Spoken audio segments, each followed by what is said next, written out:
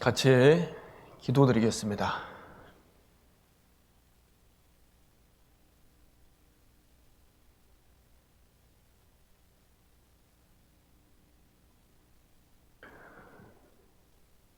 거룩하시고 자비로우신 아버지 하나님, 우리를 그 큰 죄악 가운데 구원해 주셨습니다. 하나님께서 먼저 저희들을 사랑해 주심으로 말미암아 그 놀라운 사랑을 깨닫게 해주시고, 또 이 어두운 세상에서 참된 소망 가운데 살아가게 해주심을 너무나도 감사를 드립니다. 하나님 앞에 항상 그 받은 은혜를 일깨워서 우리가 어떻게 살아야 될지를 더욱 가르침을 받을 수 있도록 도와주시옵소서. 아버지 하나님, 저희는 너무나도 부족하고 미련합니다. 그래서 더욱 하나님의 지혜와 능력을 간절히 구합니다. 하나님께서 주시는 그 지혜로, 그 능력으로 이 마지막 때를 지혜롭게 살아갈 수 있도록 도와주시옵소서. 또한 우리에게 맡겨주신 그 복음 증거하는 사명을 우리가 더욱 열정을 가지고 기쁨으로, 감사함으로 행할 수 있도록 주님, 우리 모두에게 은혜 베풀어 주셨기를 간절히 바라고 원합니다. 우리 각 사람에게 더욱 하나님의 그 크신 은혜로 말미암아 우리 육체의 그 남은 때 절대로 낭비하는 삶 없도록 주님께서 인도해 주시옵소서. 항상 주께서 주시는 그 평안과 은혜 가운데 살아가는 저희가 될 수 있도록 도와주시옵소서. 이 어려운 상황에서도 계속해서 또 복음은 증거됩니다. 우리 주님께서 함께 해주심으로 말미암아 그 복음의 말씀을 듣는 영혼들 한 영혼도 이루어짐 없도록 도와주시고, 우리가 그 일을 위해서 무엇을 어떻게 해야 될지도 더욱 일깨워 주셨기를 기도합니다. 해외에서 복음 증거하고 계신 우리 박병철 선교사님 가정 더욱 은혜 베풀어 주시고, 그 있는 곳에서 그 은혜의 복음을 유감없이 증거할 수 있도록 하나님 모든 자비와 은혜로 함께해 주시옵소서. 오늘 말씀의 시종 주님께 의지합니다. 우리가 마땅히 깨닫고 알아야 될 말씀들을 허락해 주시옵소서. 죄를 사랑하시는 예수님의 이름으로 기도드렸습니다. 아멘. 자, 우리 누가복음 10장 말씀 찾겠습니다. 이렇게 두 줄로 이렇게 와주세요. 누가복음 10장. 자, 누가복음 10장 21절부터 제가 읽겠습니다. 누가복음 10장 21절. 이때 예수께서 성령으로 기뻐하사 가라사대 천지의 주제이신 아버지여, 이것을 지혜롭고 슬기 있는 자들에게는 숨기시고 어린 아이들에게는 나타내심을 감사나이다. 옳소이다. 이렇게 된 것이 아버지의 뜻이니이다. 내 아버지께서 모든 것을 내게 주셨으니 아버지 외에는 아들을 누구인지 아는 자가 없고, 아들과 또 아들의 소원대로 계시를 받은 자 외에는 아버지가 누군지 아는 자가 없나이다 하시고, 제자들을 돌아보시며 종용이 이르시되 너희의 보는 것을 보는 눈은 복이 있도다. 내가 너희에게 말하노니 많은 선지자와 임금이 너희 보는 바를 보고자 하였으되 보지 못하였으며 너희 듣는 바를 듣고자 하였으되 듣지 못하였느니라. 예, 여기까지 읽겠습니다.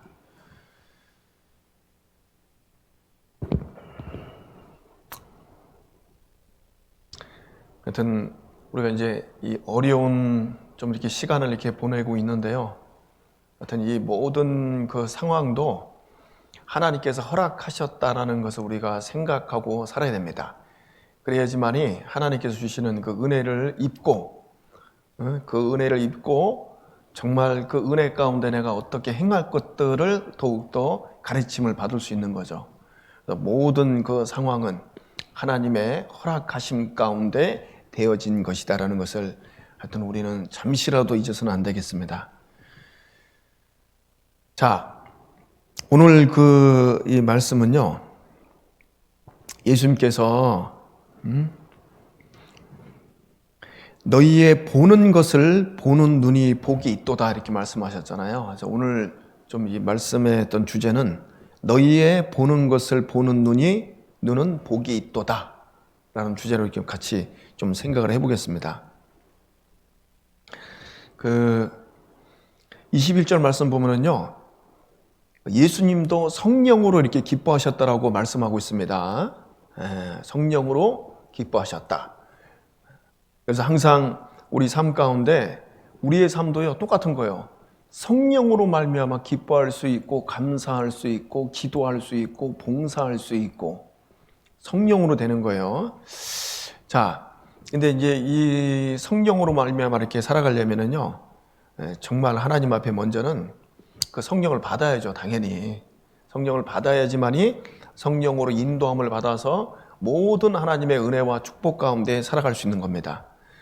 그래서 이 성령을 받기 위해서 첫 번째 필요한 거는요, 하나님 앞에 겸손해야 되는 거예요. 겸손. 그렇죠?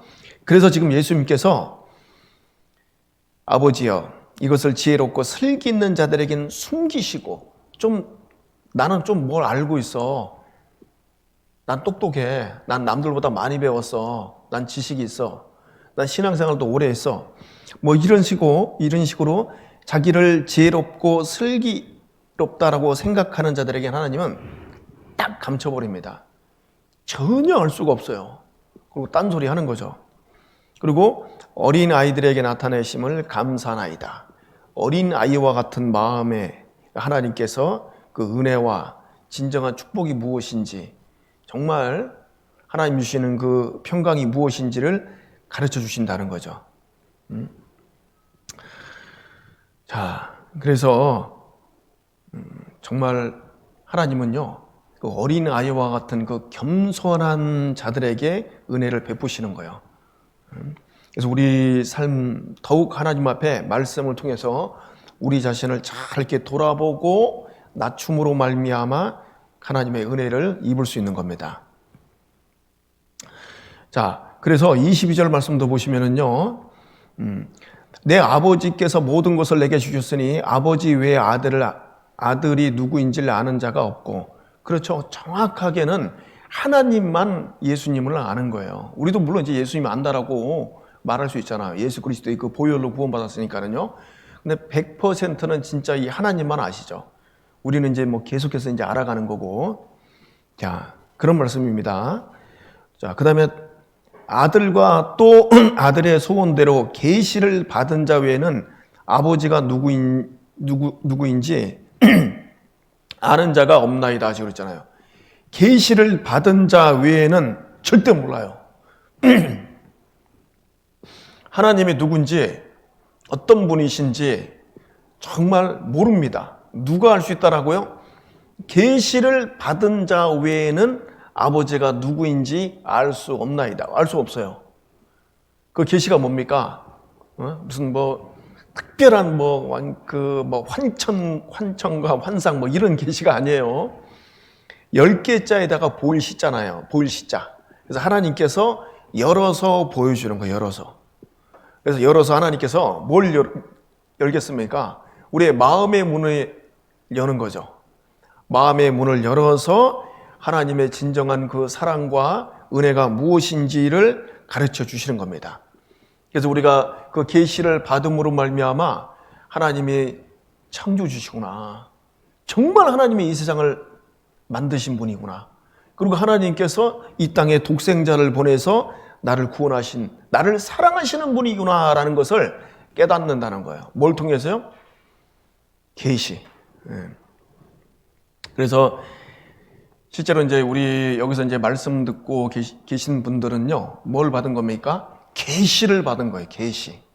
하나님의 그 놀라운 계시를 받았기 때문에 아버지가 누군지를 안다는 거죠.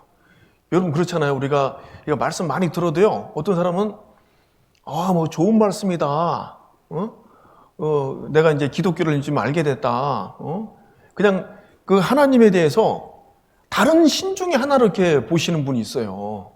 뭐 부처도 있고 알라신도 있고 그장에 뭐 하나님도 계시는 거다. 또 이렇게 생각하는 분들도 꽤 있습니다. 근데 성경을 올바로 배워서 정말 그 계시를 받으면 어떻게 되는 거예요? 하나님 한 분인 거예요, 한 분. 다른 그 종교는 뭡니까? 우상이죠, 우상. 사람이 만들어 놓은 거잖아요. 사람이 어떤 수곡물, 손으로 깎아놓고, 손으로 빚은 그 물건들 아니에요. 자, 그래서 정말 이 하나님 한 분, 창조주라는 것도요, 이것도 참 깨닫기 어려워요. 근데 창조주 하나님이 한 분이라는 것을 누가 가장 잘 압니까? 네? 야고보서 2장 19절 보면요, 귀신들이 잘한다고 했어요. 네가 하나님이 한 분인 줄 믿느냐? 잘한다. 귀신들도 믿고 떠느니라, 딱 이렇게 돼 있거든요. 그러니까 예수님 오셨을 때 예수님이 누군지 다 몰랐습니다. 예수님 막 배척하고 핍박하고 그랬는데 예수님을 정확하게 잘 알아본 사람들 있잖아요. 누굽니까? 사람이 아니죠, 참. 귀신들. 귀신들은 예수님 딱 알아봤잖아요. 지극히 높으신 자 하나님의 아들 예수요. 때가 되기 전에 우리를 멸하러 오셨나이까? 자기들이 멸망받을 것도 벌써 알고 있어요, 이 귀신들은. 그러니까 이제 그 하나님 한 분이라는 것을 아는 것도 어떻게 보면요, 그거는 반쪽 믿음이죠. 귀신 같은 믿음이죠. 귀신들도 하나님 한 분이라는 걸 믿으니까. 우리는 또 뭘 알아요? 하나님 한 분인 것을 믿는 동시에 하나님께서 이 땅에 예수 그리스도를 보내셔서 그리스도의 그 보혈로 말미암아 내가 구원을 받았다는 것, 이것은 바로 하나님께서 우리에게 계시로 알려주신 거예요. 예수님께서 이렇게 말씀하신 거예요. 아들의 소원대로 계시를 받은 자 외에는 아버지가 누구인지 아는 자가 없다. 몰라요. 하나님이 뭐 창조주신지, 예수님이 하나님이신지, 영존하신 아버지라고 했잖아요. 몰라. 우리가 그래서 이렇게 딱 깨달은 것은요, 뭐 머리가 좋아서 깨달은 것도 아니고, 아까 어린 아이와 같은 그런 겸손한 마음이 있었기 때문에, 아, 그랬구나. 정말 하나님 살아계시고 예수 그리스도의 그 피가 나를 구원하는 그 놀라운 보혈이었구나 라는 것을 알게 되는 거예요. 하나님의 계시로 말미암아 이렇게 된 겁니다. 자, 그런데 이제 예수님께서 그 말씀을 하시고 23절에 보면 이렇게 되잖아요. 그 이제 말씀을 딱 하시고 제자들을 돌아보시며 종용이 이르시되, 제자들을 돌아보시면 이렇게 말씀하셔도 되셨을 텐데 여기 또 종용이가 붙잖아요. 그래서 제가 왜 이렇게 종용이 얘기하셨을까? 요즘 이게 궁금하더라고요. 제자들을 돌아보시며 이르시되 너희의 보는 것을 보는 눈은 복이 있도다, 이렇게 말씀하실 수도 있는데 앞에 종용이를 갖다 붙였잖아요. 예? 그래서 이 종용이는요, 어떤 뜻이냐면요, 무슨 조용히 이렇게 말씀하셨다, 뭐 이렇게 우리가 이제 이해할 수 있잖아요. 근데 이게 뜻을 좀 이게 들어가 보면은요, 이 종용이라는 뜻이 자기 자신에 속한 것 이렇게 돼 있어요. 희는 뭐뭐에 대하여 이렇게 돼 있어요. 이게 나눠져 있습니다. 헬라어는 이렇게 나눠져 있어요. 이게 자기 자신에 속한 자들에 대하여 이렇게 돼 있어요. 그러니까 이제 제자들은 누구한테 속한 거예요? 그리스도 안에 있는 사람들이잖아요. 그리스도 안. 그렇죠? 그래서 지금 예수님께서 너희들은 지금 나한테 속해 있는 거야 라고 얘기를 하고 있는 거예요. 너희들은 나한테 지금 속해 있기 때문에, 그리스도 안에 있기 때문에 너희 보는 것을 보는 눈이 복이 있다 라고 지금 그렇게 말씀하신 겁니다. 네. 자, 그래서 우리는요, 하나님께서 우리의 어떤 그 영적인 눈을 띄워서 정말 올바로 보고 살아갈 수 있도록 그렇게 우리를 재창조하신 겁니다. 새로운 피조물로 바꾸어 버린 거예요. 예. 자, 그런데 이제 많은 사람들이 영적인 그 소경인 이유가 있습니다. 이유가 뭡니까? 마음이 완악해서 그래요. 아까 이제 본인 스스로 이제 슬기롭다, 지혜롭다, 뭐 안다라고 생각하니까 하나님이 그냥 싹 숨겨버리니까요, 블라인드 되는 거예요. 아무것도 안 보이는 거예요. 캄캄해지는 거죠. 그래서 마태복음 13장에도 보면은 이사야의 예언이 저희에게 일렀으되 너희가 듣기는 들어도 보지 못할 것이요, 듣기는 들어도 깨닫지 못할 것이요, 보기는 보아도 알지 못하리라. 이 백성들의 마음이 완악해져서 그 귀는 듣기에 둔하고 눈은 감았으니 이는 눈으로 보고 귀로 듣고 마음으로 깨달아 돌이켜 내게 고침을 받을까 두려워함이라 하였느니라. 그러나 너희 눈은 봄으로 너희 귀는 들음으로 복이 있도다. 예수님도요, 이사야가 예언한 말씀한 그 말씀을 그대로 인용하잖아요. 이렇게 보면은 너희는 듣기는 들어도 깨닫지 못할 것이다. 보기는 보아도 알지 못하리라.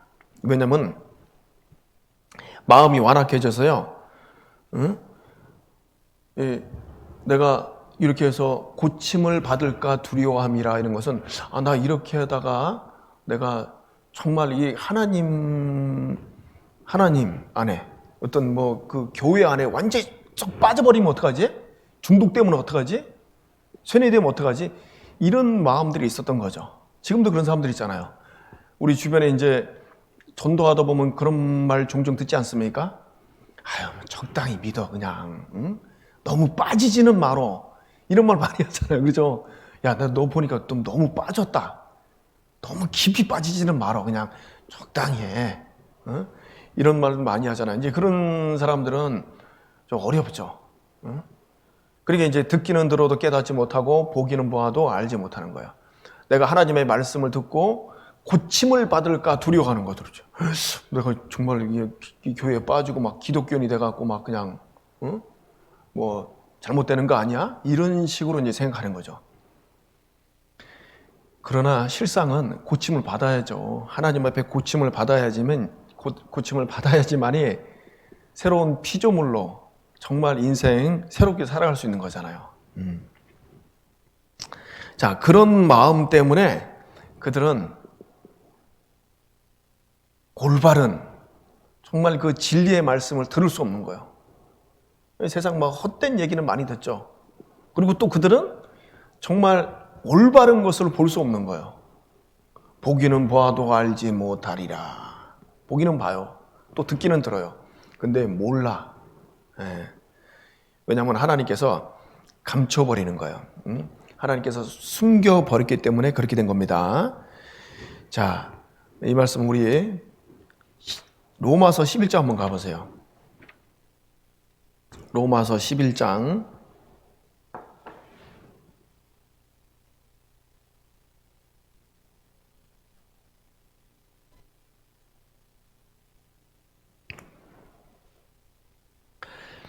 로마서 11장 8절부터 제가 읽겠습니다.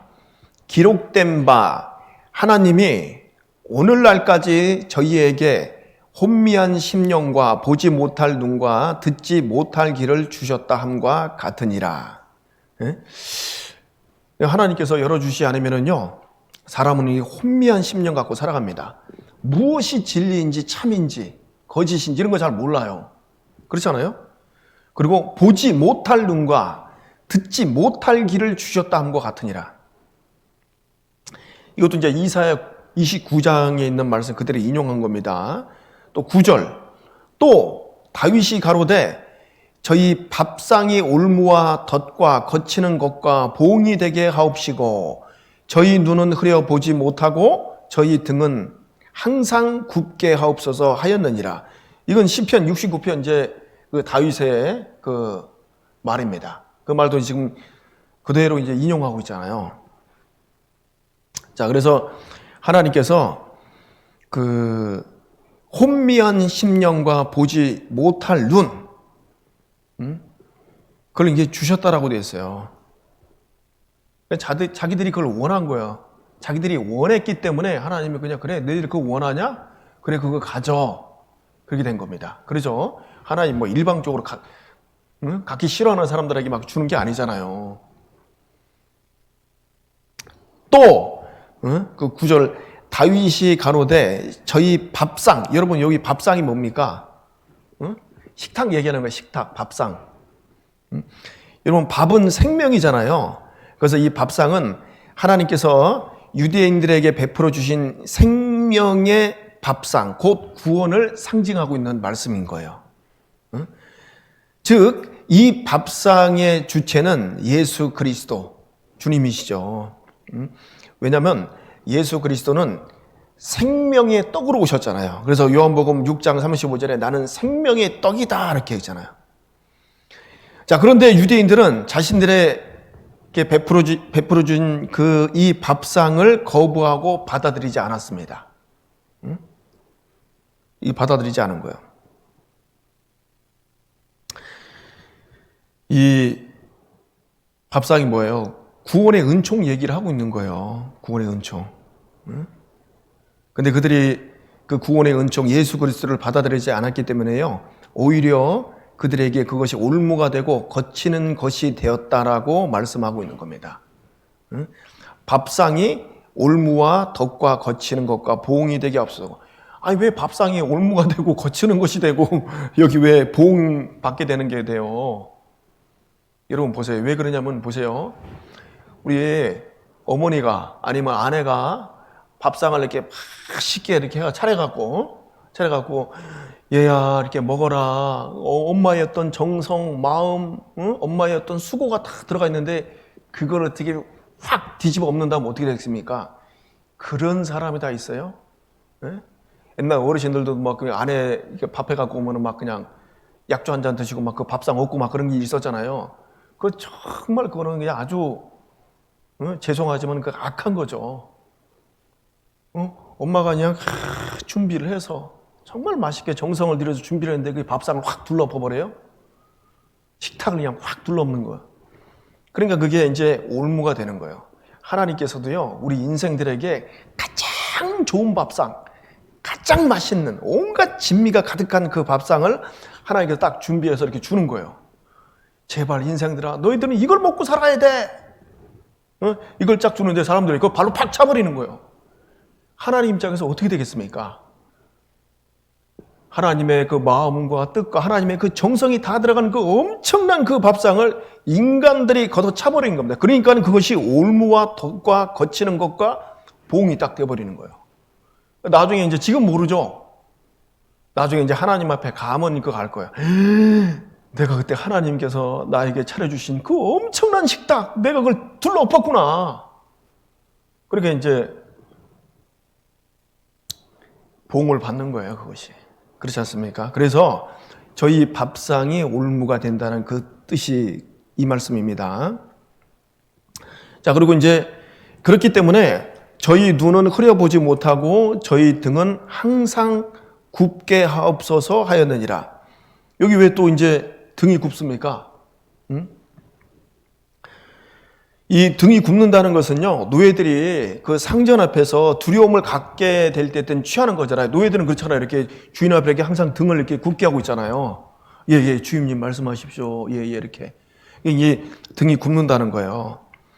그래서 이스라엘 그 백성들이 이 마음이 완악해져서 복음을 거부하고 배척하는 한 이런 두려움 가운데서 벗어날 수 없다라는 것을 지금 말씀하고 있는 겁니다. 그래서 저희 등은 항상 굳게 하옵소서. 그러니까 뭐예요? 그 이스라엘 백성들은요, 지금 유대인들은 율법의 종이 되어 있잖아요. 그리고 율법의 선생 대신 그 랍비들에게 그들이 이제 얽매여서 만들어 놓은 그 유전이 있잖아요. 거기 노예로 살아가는 거예요. 하나님이 그 베풀어 주신 그 밥상, 그런 것들은 아무것도 모르고 그냥 그 눈이 흐려져서 그 등이 굽어서 노예로 살아가는 노예, 종으로 그냥. 죄의 종으로, 율법의 종으로, 그 랍비들의 어떤 종으로. 그러니까 등이 항상 굽어 있는 거죠. 얼마나 불쌍해요. 그런 그 자유함 없이 두려움 가운데 거하는 존재들이었습니다. 그런데 이게 또 우리와 똑같아요. 우리도 그렇게 살았잖아요. 우리도 종살이하고 살았잖아요. 세상 죄의 종로로 타고 내 어떤 취미의 종로로 타고, 특별히 지금 사람들은 이 돈의 종로로 타잖아요. 돈 몇 푼 준다 그러면요, 막 직장에서 막 그냥 굽신굽신거리고 막 그 연봉 조금 올라간다 그러면 그냥 또 막 아이고 막 사장님 고맙습니다 하고 막 그냥 등을 굽히고 막 그러죠. 자, 그래서 우리는 하나님이 주신 그 밥상을 받은 사람들로서 우리에게 이제 하나님께서 자유함을 딱 준 거예요. 아, 내가 자유함을 얻었구나. 응? 정말 내 눈은 흐려보지 못했고 내 등도 항상 이 세상에서 정말 이게 굽어서 굽신굽신 그렇게 살았는데 정말 내가 구원받음으로 말미암아 영원한 천국을 소유하게 되고 산소막을 갖게 되고 정말 이제 내 이 굽은 등이 어떻게 해요? 펴졌습니다. 펴지셨죠? 예? 우리는요, 그래서 세상에서 좀 이렇게 다니면 안 돼요. 그리스도인들은 좀 춥더라도 딱 이러고 다니셔, 좀 이러고. 예? 왜냐면 하나님께서 이제 등을 이렇게 펴주신 거예요. 그러지 않으면 우리 또 정말 구원받지 못했으면 어떻게 살았을까 한번 생각해 보세요. 예? 항상 등이 굽어서 이 종노래 했던 우리를 하나님께서 그 마음의 문을 열어서 정말 올바로 보게 하고 올바로 듣게 하고 새로운 피조물로 우리를 창조하신 겁니다. 자, 그래서 우리가 구원받지 못했다라면, 내가 놀라운 이 하나님의 사랑을 깨닫지 못했다라면요, 우리의 눈은 어떤 눈이냐면요, 자, 이런 눈이라고 또 말씀하고 있는 거예요. 우리 베드로 후서 2장으로 가보세요. 베드로 후서 2장.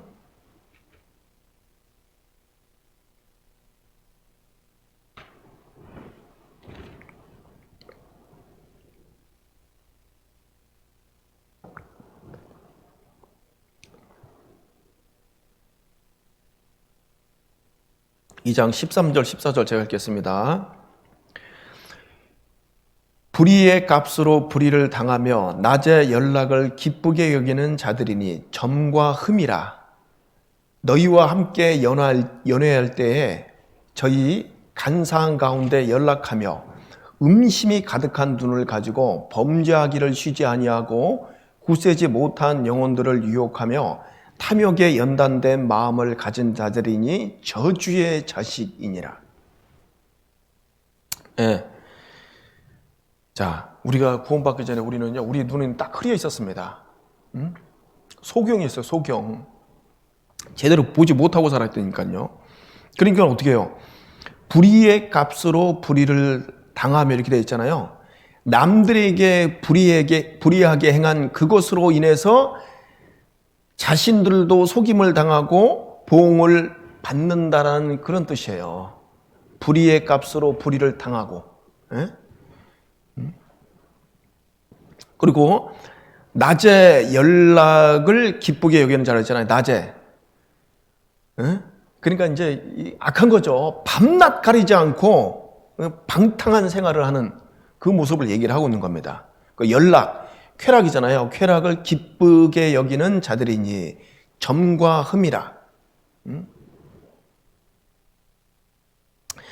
이 점과 흠에는요, 또 이런 뜻도 들어가 있어요. 이 간사한 마음, 어리석은 속임을 또 뜻하는 그 뜻도 들어가 있습니다. 그래서 너희와 함께 연애할 때 저희 간사한 가운데 연락하며 14절 음심이 가득한 눈을 가지고 범죄하기를 쉬지 아니하고. 우리 눈이 이런 눈이었습니다. 어떤 눈이요? 우리가 하나님 앞에 이 소경되었을 때 우리의 눈은요, 음심이 가득한 눈을 가지고 범죄하기를 쉬지 아니했던 그런 눈을 갖고 있었다는 거죠. 굳세지 못한 영혼들을 유혹하여 탐욕에 연단된 마음을 가진 자들이니 저주의 자식이니라.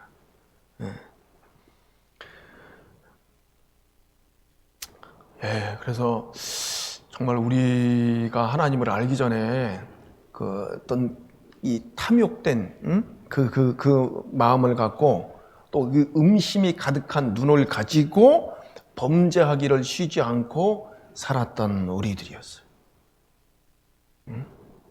그런 저주받을 수밖에 없는 그런 우리를 하나님께서 구원하셔서 눈을 띄워준 겁니다. 우리 눈이 열려진 거예요. 영적인 눈이 열려진 거예요. 자, 이사야 42장 어떻게 열려졌는가? 이사야 42장 우리 한번 보겠습니다.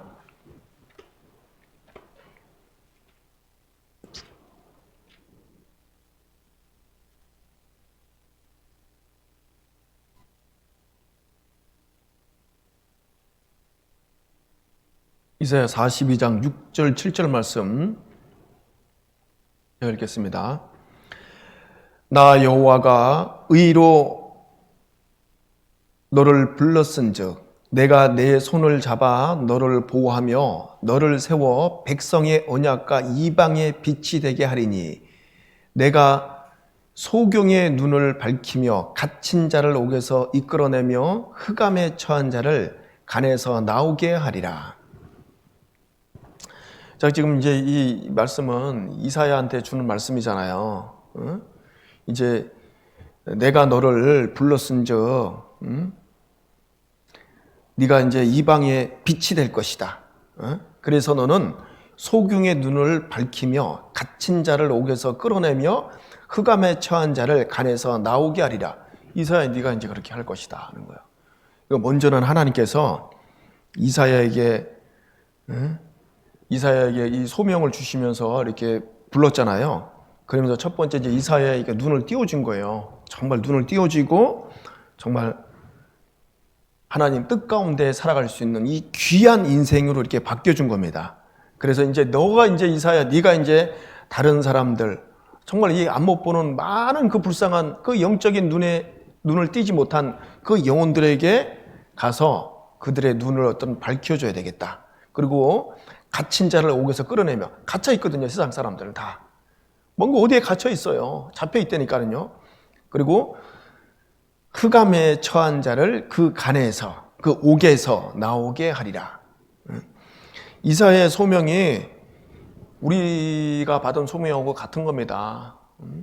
우리도 이제 복음을 전함으로 말미암아 이런 현상들이 나타나잖아요. 우리가 정말 복음을 전하고 한 영혼이 이제 구원받으면요, 그들의 있던 그 눈이 딱 띄어지는 거예요.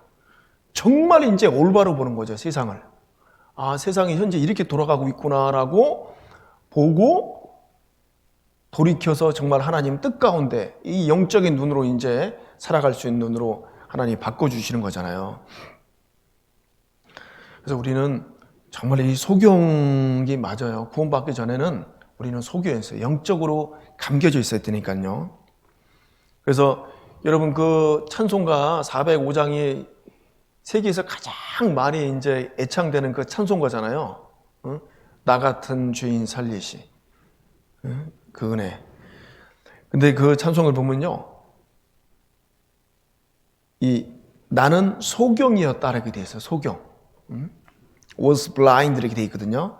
But now I see. 내가 소경이었는데 나 이제 보게 됐다. 그래서 너무너무 이제 감동돼서 그 찬송을 이렇게 지은 거 아니에요.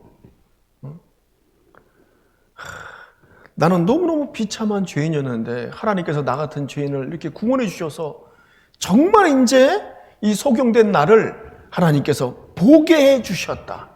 이제 올바로 볼 수 있는 그 눈을 주셨다는 거예요. 그래서 사도행전 26장 18절도요. 그 눈을 뜨게 하여 어둠에서 빛으로 사단의 권세에서 하나님께로 돌아가게 하고 죄사함과 나를 믿어 거룩하게 된 무리 가운데서 기업을 얻게 하리라 하더이다. 그 눈을 뜨게 한 겁니다. 하나님께서 우리의 그 눈을 열어주신 거예요.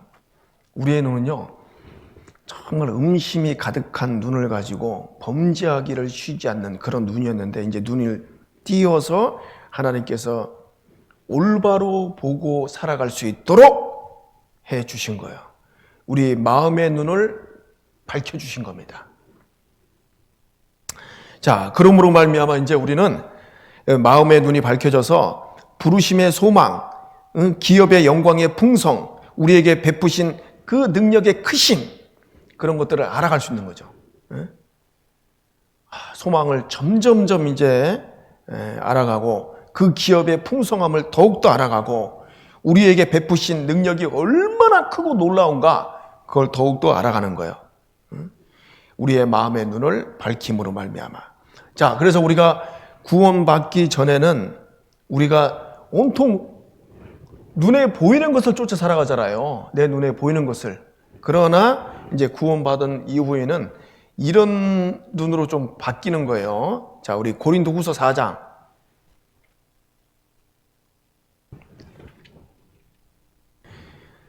고린도후서 4장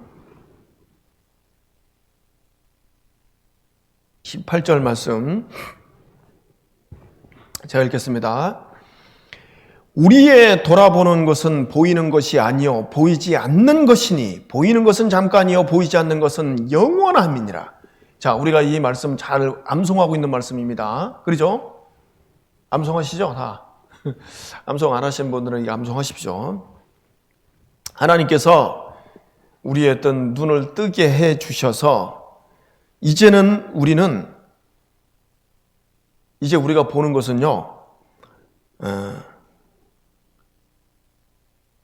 영적인 것을 보잖아요. 그렇기 때문에 우리가 지금 보이는 것은 잠깐이라는 것을 알아야 돼. 여기 지금 돌아보는 이랬잖아요. 돌아보는. 이 돌아보는 뜻도요, 주시하다, 관찰하다 이런 뜻을 갖고 있어요. 그러니까 내가 이제 주시해 보는 거, 내가 주목해서 보는 이런 모든 것들이 어떤 거예요? 잠깐인 거예요, 잠깐. 보이는 것은 잠깐이요, 보이지 않는 것은 영원함이니라. 보이는 것은 잠깐입니다. 이번 우리가 지금 이런 그 코로나 상황에서 수고하고 또 애쓰고 또 이제 살아가고 있잖아요. 여러 가지 또 살면서 또 여러 가지 이제 수고가 있잖아요. 그런 모든 것들을 잠시 잠깐 후에 지나가는 거예요. 여기 잠깐이라고 그냥 일시간에 지나간다는 그런 뜻이에요. 그래서 우리는 가끔가다 좀 어르신들한테 이게 물어봐야 됩니다. 어르신, 80 되시는 우리 어르신들이 계시잖아요. 그 시간 어떻게 지나가셨습니까? 그러면 어떻게 합니까? 잠깐이라고 다 이해합니다. 금방 지나왔다고 얘기해요. 우리도 그거 금방 느끼죠? 2020년도 금방 지나왔잖아요. 그럼에도 불구하고 많은 사람들이 이 잠깐 지나가는 세상, 잠깐 보이다가 없어지는 그 안개와 같은 그런 인생인데 거기에 막 주목한다니까. 보이는 것에, 눈에 보이는 거, 그러죠? 큰 집, 막 좋은 차. 요즘은 다 이제 또 뭐, 여자들 뭐예요? 예쁜 거, 미 막 보이는 것에만 막 그쪽에 많은 사람들이 관심을 가져요. 자, 근데 이제 우리는 어떻게 해야 돼요? 여기 우리는 있잖아요. 우리는 이제 우리가 돌아보는 것은 보이는 것이 아니요 보이지 않는 것이니 보이는 것은 잠깐이요 보이지 않는 것은 영원함이니라. 우리 그리스도인들이 돌아보는 것은 보이는 게 아닙니다. 눈에 보이는 것을 따라서 행하면은요, 그 우리가 실수할 수 있어요. 넘어질 수 있습니다. 또 그래서 또 낙심될 수 있는 거예요. 그래서 절대 그리스도인들은 우리의 돌아보는 것, 그것은 보이는 것이 아니요 보이지 않는 것이니 이것을 명심하셔야 됩니다. 하나님께서 우리의 어떤 영적인 눈을 딱 띄워서 이제 보이지 않는 그것이 더 중요하다. 영원한 세계에 있다는 것을요, 우리가 참 명심하셔야 돼요. 그래야지만이 우리에게 주어진 그 시간들 더 합당하게 올바로 살아갈 수 있는 거예요. 그 루이스라는 사람이 이런 말도 했습니다. 영원하지 않는 것은 영원히 무용지물이다. 맞죠? 영원하지 않는 것은 그냥 무용지물이에요. 그거는 그냥 스르르 없어지는 거잖아요. 네? 그래서 우리는 영원한 세계를 위해서 살아가는 거예요. 여러분 보세요. 정말 우리가 모르는 것들이 너무 많아요. 우리 이 우주가 막 거대하잖아요. 막 어마어마합니다. 막 이 태양계도 막 엄청난데 이 우리 은하계가 있고 또 뭐 그런 은하계가 막 어마어마하게 펼쳐져 있잖아요. 우리가 모르는 세계가 너무 많은 거예요. 아주 작은 그 미생물의 세계도 모르고. 여러분, 얼마 전에 이제 그것이 발견됐잖아요. 이 모든 생물들은 햇빛에 의해서 광합성으로 살아간다라고 이 생물학자들이 막 정의를 했거든요. 근데 이 바다의 생물들도요, 바다의 생물들이 어떻게 삽니까? 물고기가. 그 작은 물고기는요, 플랑크톤을 먹고 사는 거예요. 식물성 플랑크톤. 식물성 플랑크톤은 동물성 플랑크톤이 또 식물성 플랑크톤을 먹고, 그런 것들을 이제 잡아먹고 이렇게 해갖고, 이제 큰 물고기가 작은 물고기 잡아먹고 이렇게 해서 이제 생태계가 유지되는 거잖아요. 그 플랑크톤이 어떻게 형성되는 거예요? 광합성을 내요, 광합성. 태양의 어떤 광합성. 그렇죠? 우리가 먹고 있는 그 모든 그 야채, 과일 이런 것들은 이제 광합성으로 말미암아 그 영양분을 이렇게 공급받는 거잖아요. 거기서 에너지가 나오는 거잖아요. 그래서 그 많은 이제 생물학자들이 저 바다 밑에 깊이 가면은 막 1000m, 2000m 가면은요 전혀 햇빛이 들어가오지 않아요. 전혀. 그 깜깜한데 거기는 완전히 흑암이다. 거기는 완전한 사막으로 해서 생명체가 도저히 존재할 수 없다라고 말하고 있었습니다. 혹 생명체가 있더라도 위에서 떨어지는 그 죽은 물고기들의 어떤 사체 있죠. 그걸 먹고 아마 살아갈 것이다 이렇게 생각한 거예요. 도저히 거기서는 생명체가 존재 불가능하다 이렇게 정의를 내렸어요. 그런데 최근에 이제 심해 탐사선이요 밑에 내려가 보는 거지. 7,000m, 8,000m 내려가니까 뭐가 있냐면은 심해 열수 분출국이 있는 거예요. 이 심해 밑에서요 막 화산 폭발로 해갖고 막 올라오는 거예요 이게 막. 그런데 놀랍게도 그 근처만 가면은요 막 300도, 400도 갖고 와요. 그래서 화산 폭발이 막 계속 일어나고 있는데 거기에 새우들이 바글바글한 거예요. 그걸 발견하고 나서 생물학자들이 깜짝 놀란 겁니다. 세상에 이런 세계가 있다니. 여러분 보세요. 백도에서 여기 지금 이 지구상에 있는 어떤 그 동식물들이 백도에서 살아난 게 있나요? 있겠죠. 그런데 바다 밑에는 400도나 되는 빛이 전혀 들어오지 않는 그 7,000m, 8,000m에서 그 생물들이 존재하는 거예요. 거기서 어떤 박테리가 나오고 박테리아 그거를 먹고 서식하더라고요 보니까는. 그래서 이제 그때 깜짝 놀란 거죠. 그러니까 우리가 알지 못하는 세계가 있는 거예요. 실제로 이 심해는요 지금 사람들이 한 1%도 모르는 거예요. 0.5%도 모르죠. 뭐가 있는지 지금. 가끔가다 심해서 뭐 올라오잖아요. 막 상상도 못하는 어떤 이상한 생명체가 올라오잖아요. 자, 그래서 우리 그리스도인들은요 눈으로 보는 것으로만 이렇게 좀 생각해서 그쪽으로 나가면 크게 우리가 실족할 수 있는 거예요. 그걸 자꾸 우리는 생각을 해야 됩니다. 그래서 우리의 돌아보는 것은 보이는 것이 아니요 보이지 않는 것이다. 보이는 것은 잠깐이요 보이지 않는 것은 영원합니다. 그 영원한 세계를 우리가 생각해야 됩니다. 그래서 로마서 8장 24절도 분명히 이렇게 말씀하고 있어요. 우리가 소망으로 구원을 얻었음에 보이는 소망이 아니니 보는 것을 누가 바라리요 이렇게 돼 있거든요. 보는 것을 그거 누가 바라겠냐 그거. 그게 진짜 소망이냐 보이는 것이? 저게 소망이야? 그건 소망이 아니에요. 보이는 것을 누가 바라요? 보이는 것은 썩어지고 없어지는 건데 그렇지 않습니까? 그래서 영원한 그 세계에 대해서 우리가 생각을 해야 돼. 예수님도 그것을 깊이 생각하라고 이렇게 말씀하고 있잖아요. 그래서 우리 그리스도인들은 우리가 믿음으로 행하고 보는 것으로 행치 아니함이니라 이잖아요. 믿음으로 살아요. 믿음으로.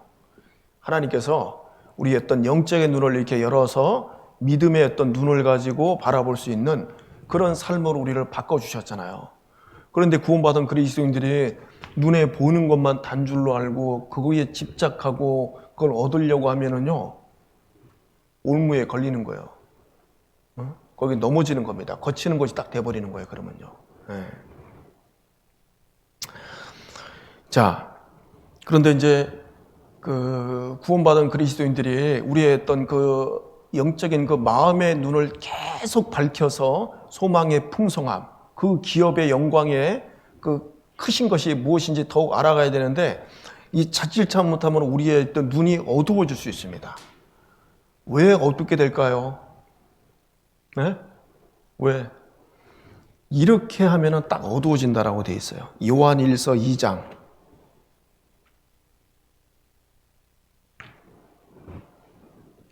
요한일서 2장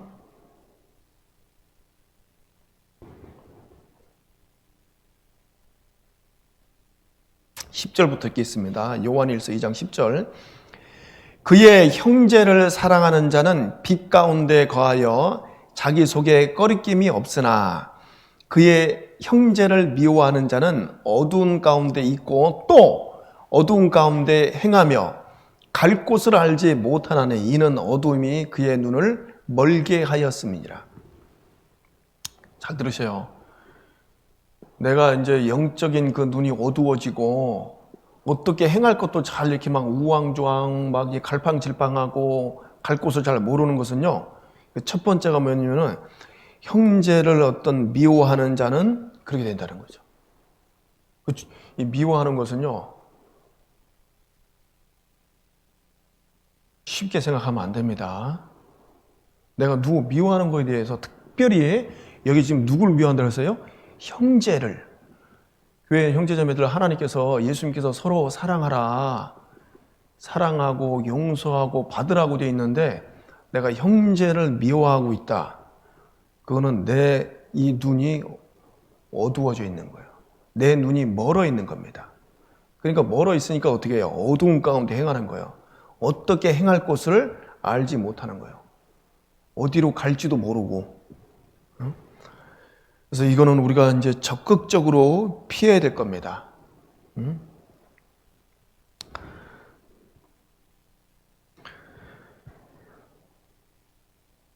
자, 그래서 올 한 해 우리가 이렇게 하나님의 은혜 가운데 잘 살아왔는데요. 내가 이제 자칫 잘못해서 조금 누구 미워하고 판단했고 그런 것들이 있으면요, 이제 다 하나님 앞에 자복하고 다 이렇게 좀 이렇게 정리해야 됩니다. 깨끗게 해야 돼요. 그렇죠? 왜냐면 내가 누구 미워하고 있으면은요, 내가 지금 잘 살아가고 있는 것 같지만 그 어두운 데 행하는 거예요, 지금. 그러니까 어두운 데 행하면 나중에 이게 떨어지잖아요. 어떤 낭떠러지에 떨어지잖아요. 어디 걸려 넘어지잖아요. 그래서 그리스도인들은요, 정말 이게 영적인 눈을 밝게 해야 돼요. 밝게, 더 밝게. 시력이 점점점 영적인 시력은 좋아지게 돼 있어요. 점점점. 그런데 그 눈을 멀게 하고 어둡게 하는 것이 형제를 미워하는 것이다 라고 말씀하고 있는 겁니다. 그리고 이제 그렇게 되면은 그 형제의 눈 속에 있는 그 티는 보고 자기 눈 속에 있는 그 들보는 깨닫지 못하게 되는 거야. 그래서 예수님께서 외식하는 자요, 먼저 내 속에 있는 그 들보를 빼라. 그 후에야 밝히고 내 형제의 눈 속에 있는 그 티도 뺄 수 있을 것이다 라고 말씀하셨잖아요. 내 앞에 있는 그 들보를 먼저 빼라고 이렇게 말씀하고 있는 거예요. 자, 그런데 우리가 여러분 보세요. 그 형제를 판단하고 이제 미워하게 되는 그 원인이 이제 뭐냐면은 외적인 것만 이렇게 보면 그렇습니다. 저 사람의 어떤 말투, 행동 이런 것만 딱 이렇게 보면요, 거기 내가 그 울음에 다 걸려버려요. 마귀가 그것만 자꾸 보여주거든요. 우리 서로요, 이 스타일이 안 맞을 수 있잖아요. 살아온 그 배경이 다 틀린데, 틀린 환경에서 자랐는데, 근데 자꾸 외모만 보게 하는 거, 외형적인 거. 자, 그래서 우리가 조심해야 될 게 그 외모를 보는 거에 대해서 좀 그리스도인들은 조심해야 됩니다. 우리 야고보서 그 앞에 야고보서 2장 가보세요.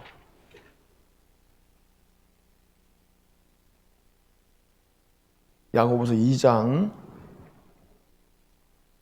1절.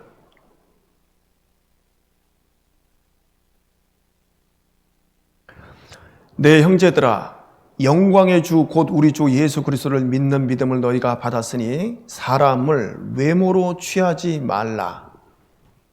사람을 외모로 취하지 말라. 우리가 이제 그 자꾸 자칫 잘못하면 이게 판단하는 경우가 외모로 보거든요. 외모. 그 사람은 이게 말투가 왜 이럴까? 왜 인사성이 없고, 왜 얼굴은 항상 인상을 쓰고 있고, 이런 쪽으로, 외모 쪽으로만 이렇게 보면은요, 내가 하여튼 넘어질 수 있는 거예요. 저도 예전에 제가 이제 한국에 그때 한 몇 년 전이야? 한 20년도 훨씬 넘었죠. 근데 30대니까 저희 집 앞에 큰 운동장이 있었어요. 좋은 운동장. 집 바로 앞에 있었습니다. 그래서 이제 그때 이제 좀 운동 좀 해야 되겠다. 바로 앞에 운동장이 있으니까요. 아침에 뛰기 좋잖아요. 아침에 조금 더 일찍 일어나서 운동장을 이제 뛰려고 이제 마음을 먹었고, 그날 아침에 운동장을 딱 나갔어요. 딱 나갔는데 아무도 없고 약간 어두웠거든요. 아주머니 혼자서 뛰더라고. 아주머니 뛰는데 원래 뛸 때 이렇게 뛰잖아요. 이렇게. 그렇죠? 근데 아주머니 이렇게 뛰는 거예요. 이렇게. 근데 아이고 아주머니 잘 뛰시네 하고 제가 이제 그 뒤에 따라면서 이제 저 외모로 이제 판단한 거죠. 가냘프고 얼마나 뛰실까 하고 이제 같이 이렇게 먼저 뛰고 계셨거든요. 내가 따라서 뛰었죠. 그래서 저는 자존심 있으니까 내가 그래도 젊은데 저 아줌마 이렇게 뛰는 아줌마보다는 내가 더 많이 뛸 수 있겠다 해서 뛰었죠. 못 따라가겠는 거예요. 막. 그래서 내가 뭐 오기를 부렸죠. 내가 뛰어 그래 한번 뛸 때까지 뛰어보자. 계속 뛰었습니다. 나중에 죽겠더라고요. 그게 이제 뱁새가 황새 따라가려고 하는 거예요, 이제. 나중에요, 제가 이제 멈췄어요. 얼마나 숨이 차대. 이거 좀 멈춰갖고 내가 얼마까지 뛰나 이렇게 보니까는 이렇게 아주 계속 뛰는 거야, 이렇게 해갖고. 제가 보니까, 야, 마라톤 선수 아니야? 이 정도로.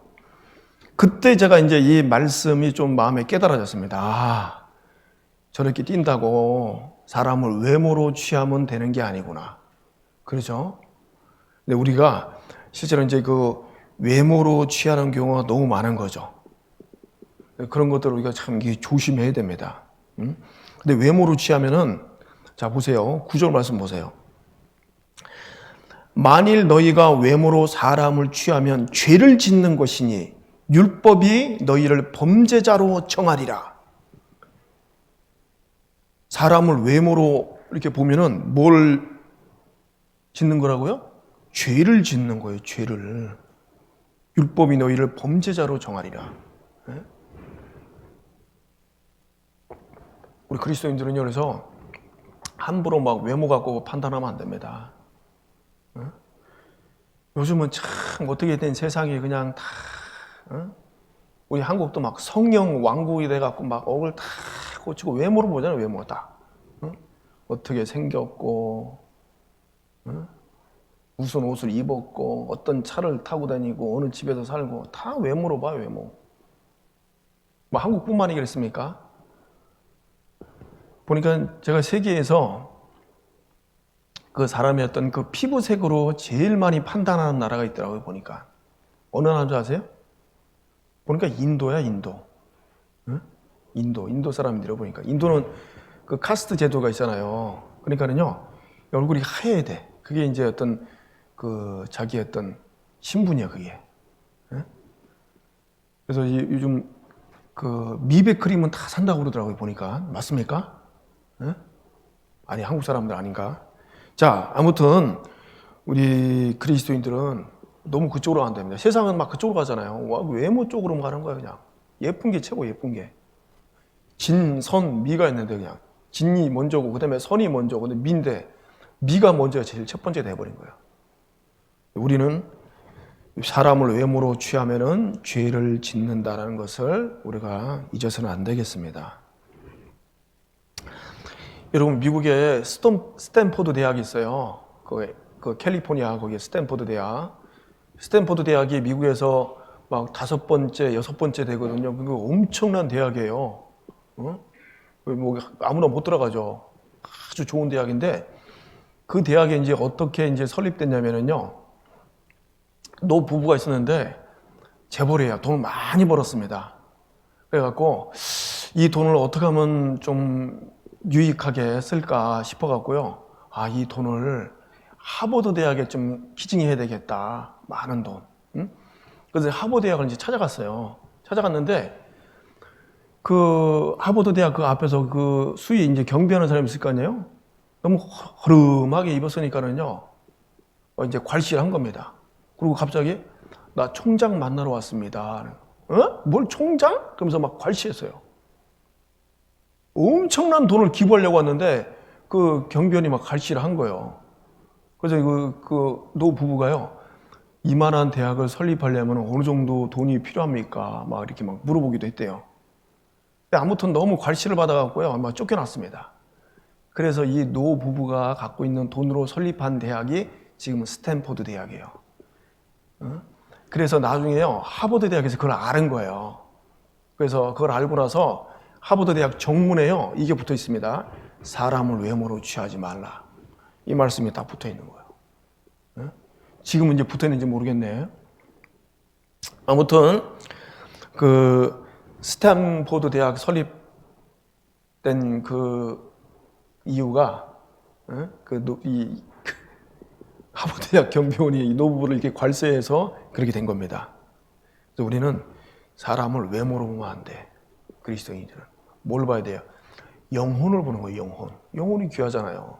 노숙자의 영혼도 귀한 거예요. 그렇지 않습니까?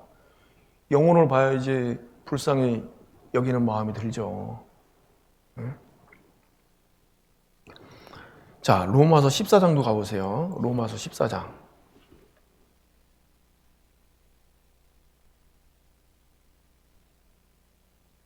로마서 14장 3절.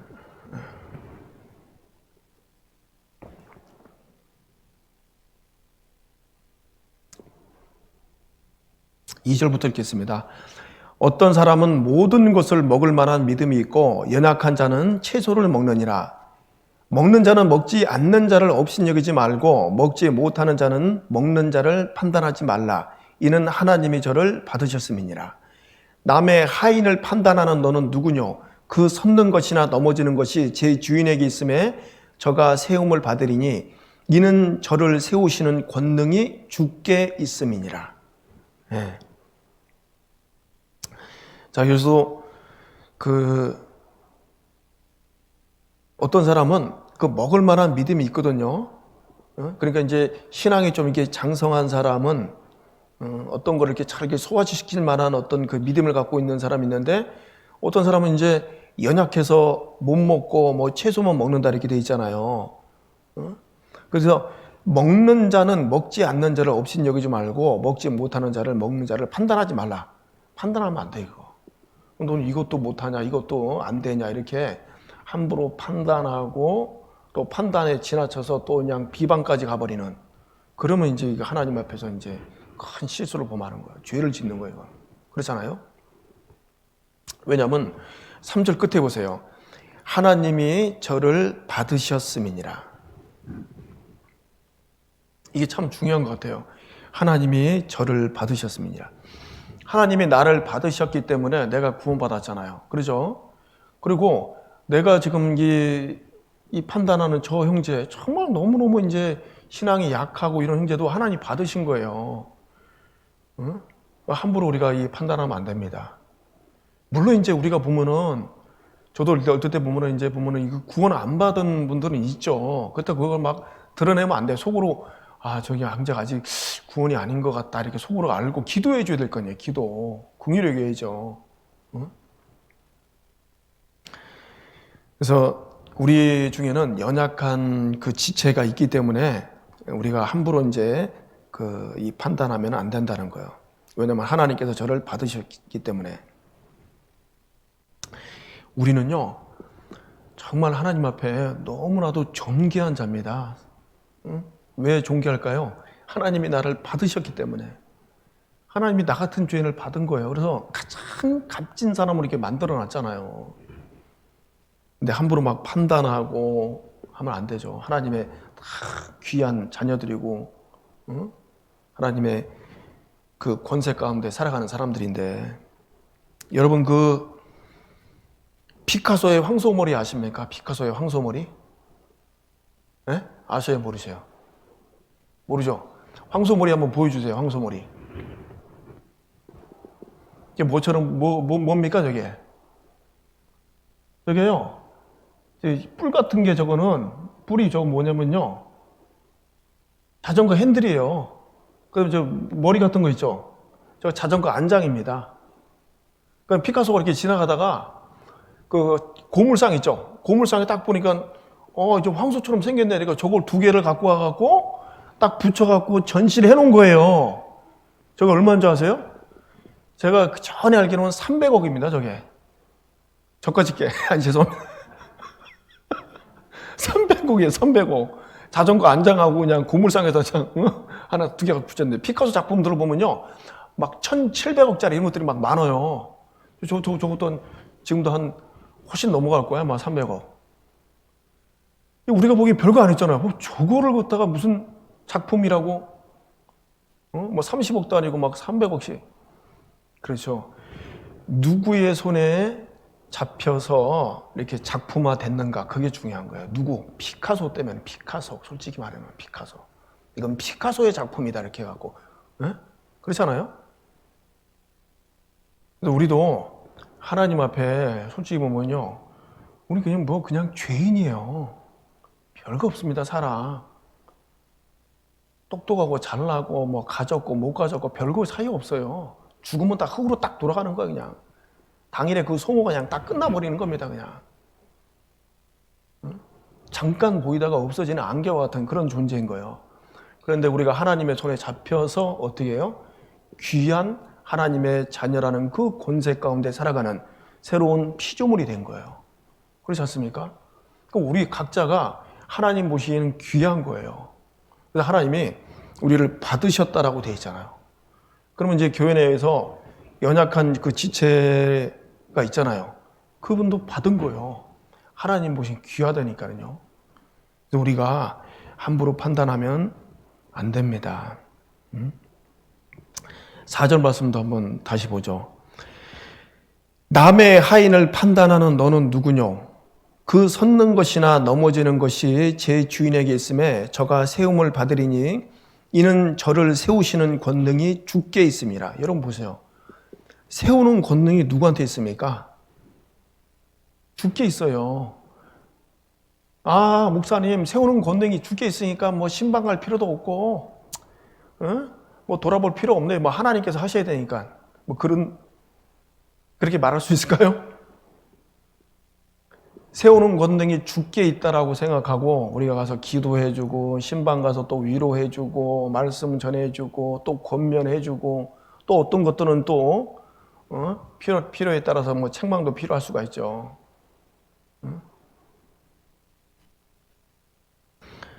자, 그런데 이제 우리가 분명하게 알아야 될 것은 세우는 권능은 누구한테 있어요? 주님께 있는 거예요. 주님께. 한 사람 한 사람 세우는 그 모든 것들은 하나님께서 하시는 거기 때문에요. 그 권능을 우리는 의지해야 되는 거예요. 그 권능 의지해서 내가 누구 전도하고 신방 가고 돌아보고 또 연락해주고 또 위로해주고 그런 거예요. 실질적으로. 권능은 하나님께 있는 겁니다. 자, 13절도 보죠. 13절.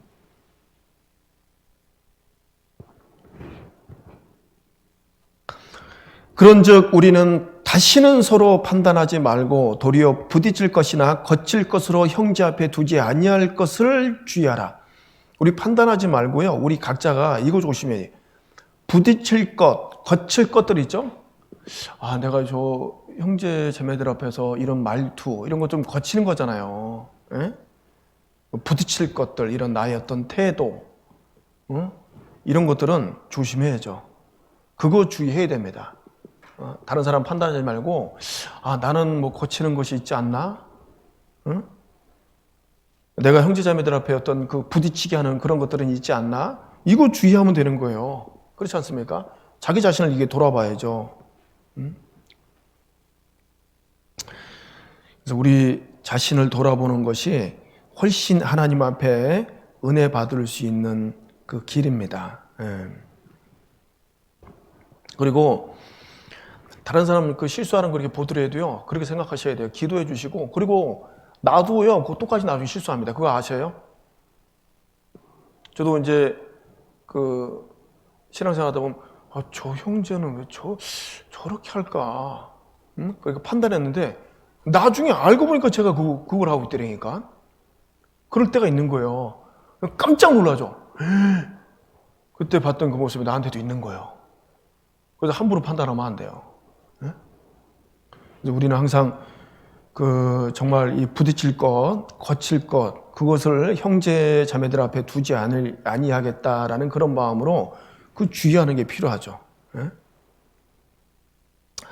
자, 그래서 이제 하나님은 그 우리의 이제 눈을 열어서 정말 올바로 보게 했습니다. 예전에는 온통 눈에 보이는 것으로 뭐 판단하고 또 넘어서 뭐 비방하고 막 이렇게 했지만은 이제 하나님께서 우리의 눈을 열어서 올바른 것을 보게 하는 거, 올바른 영원한 세계를 보게 하고 진짜 그 영적인 소망 가운데 살아갈 수 있는 그 영안, 그걸 자꾸 이제 밝혀 갈 수 있도록 하나님께서 이렇게 인도하고 계신 겁니다. 그래서 우리의 눈으로 무엇을 해야 되느냐? 이 성경에는요, 이사야 40장 26절에 보면 너희는 눈을 높이 들어 누가 이 모든 것을 창조하였나 보라 그랬죠.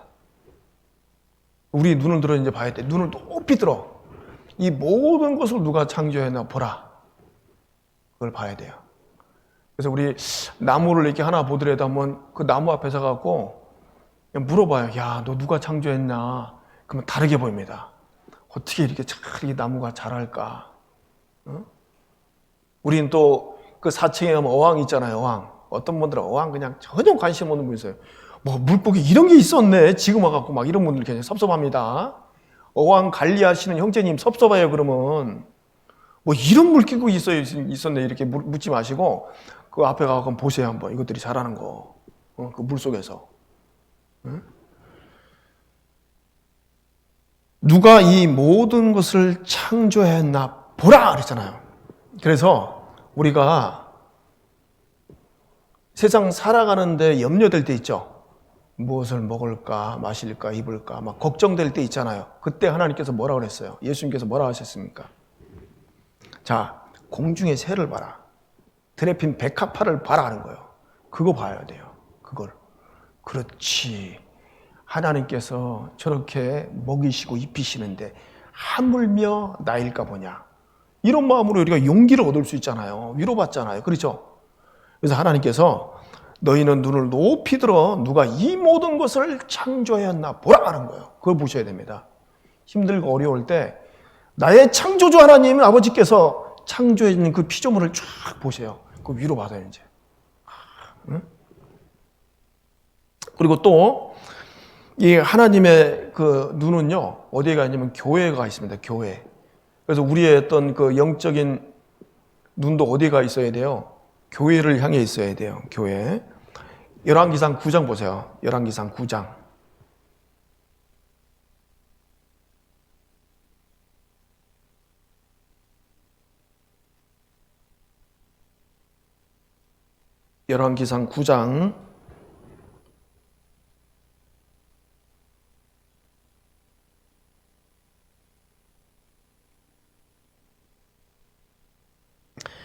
열왕기상 9장 2절 3절 제가 읽겠습니다. 여호와께서 전에 기브온에서 나타내심 같이 다시 솔로몬에게 나타나사 저에게 이르시되 내가 내 앞에서 기도하며 간구함을 내가 들었은즉 내가 너의 건축한 이 전을 거룩하게 구별하여 나의 이름을 영영히 그곳에 두며 나의 눈과 나의 마음이 항상 거기 있으리니. 자, 하나님께서 이 솔로몬을 축복해 주셨잖아요. 그러면서 이제 더 큰 축복은요. 이제 네가 나를 위해서 건축한 그 전 성전 안에 뭐가 있겠다고 그랬습니까? 응?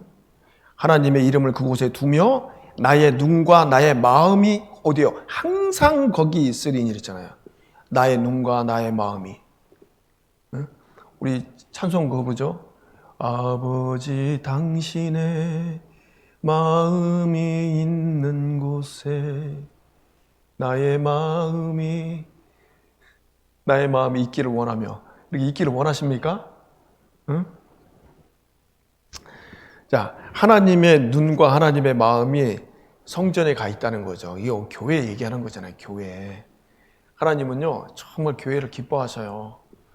하나님은 교회가 신부기 때문에 하나님의 또 집이기 때문에 우리가 함께 모여서 이렇게 교제하고 또 봉사하고 또 전도하고 또 말씀 같이 배우고 하는 그 모든 것들 하나님은 너무너무 기뻐하십니다. 하나님의 눈은요 영영이 교회에 있어요. 영영이. 그거 아셔야 돼요. 영영이. 하나님의 전, 그 집, 하나님의 신부, 하나님은 마음을 두십니다. 눈은 거기에 가 계신 거예요. 그러니까 나의 눈도 어디가 있어야 돼요. 우리의 어떤 영적인 눈을 이제 열어주셨잖아요. 그러니까 나의 눈은 어디가 있어야 돼요.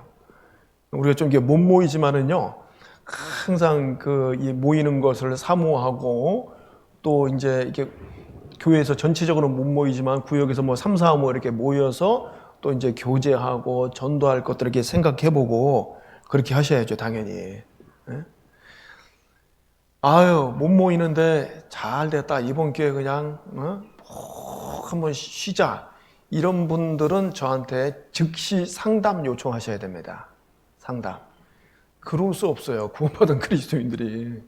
우리의 안식과 우리의 기쁨과 내 마음은 교회에 있는 게 당연한 거예요. 왜? 하나님의 눈이, 하나님의 마음이 교회에 있는데, 그게 거기에 좋은 것들이 다 들어가 있는 거예요, 실질적으로.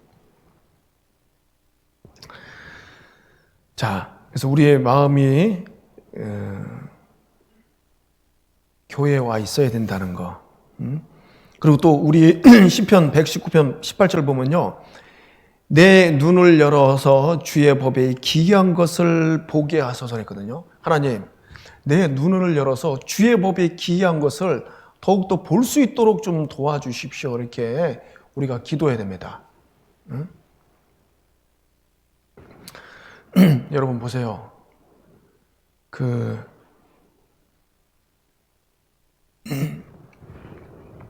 우리 마음을요, 하나님 앞에 이렇게 딱 쏟지 않으면요, 실제로 이 말씀 잘 안 들립니다. 저도 많이 느끼잖아요. 우리가 살면서 그걸 많이 좀 체험하죠.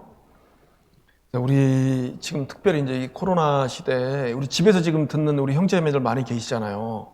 그 집에서 들을 때는 이 교회에서 나와서 들을 때보다 집중도가 떨어질 수밖에 없습니다. 식구들 이제 뭐 왔다 갔다 하고 또 전화 오고 또 편하잖아요. 그리고 이제 모여야지만 있던 또 성령께서 또 역사하시는 그 힘이 있는데 떨어져 있기 때문에 좀 어려워. 그러면 더 어떻게 돼요? 더 간절한 마음으로 들어야 돼요. 그래야지만이 하나님께서 주님의 그 법에 기이한 것을 보게 해주시는 거예요. 자, 우리가 그래서 이 말씀을 들을 때도 하나님, 내 눈을 열어서 주의 법에 기이한 것을 보게 하소서. 그 기이한 걸 보고 살면 얼마나 좋을까요? 이런 말씀들이 자꾸 들어오고 깨달아지고 말씀 한 구절 한 구절이 자꾸 내 삶의 어떤 양식이 되고 나의 어떤 위로가 되고 그러면 얼마나 좋아요. 그러려면은 우리가 정말 이 마음을 쏟아야 되는 거예요. 주일이니까 이렇게 말씀 들어보자 해서는 이게 많이 안 들어와요. 그러면 정말 기도하는 마음으로 깨닫고 어떤 순종하는 마음으로 말씀을 보고 듣고 그래야지만이 우리에게 진정한 어떤 영적인 양식이 된다라고 볼 수 있어요. 그리고 또 우리의 눈은 시편 119편 30절에 보면요. 내 눈을 돌이켜 허탄한 것을 보지 말게 하시고 주의 도에 나를 소송케 하소서. 우리 허탄한 거 보지 말아야 되고 또 유튜브 같은 거 너무 많이 보세요. 보지 마십시오. 그런 거 이제 중요 정보만 빨리 입에 속해갖고 빨리 그냥 싹 끝내버리고 막 거기 막 또 링크 되는 거 보면요. 가짜도 많이 들어가 있어요. 가짜도 보면.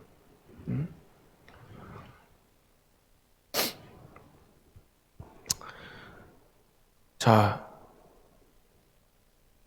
끝으로 이제 우리가 우리의 영적인 눈을 더욱더 이제 밝게 해야 되잖아요. 선명하게 해야 되잖아요.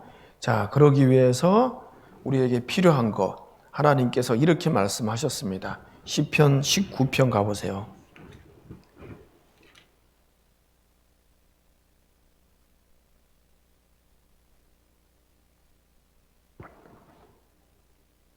(8절) 말씀. 여호와의 교훈은 정직하여 마음을 기쁘게 하고 여호와의 계명은 순결하여 눈을 밝게 하도다. 네. 자, 여호와의 교훈, 여호와의 계명 뭡니까? 말씀이잖아요. 하나님 말씀.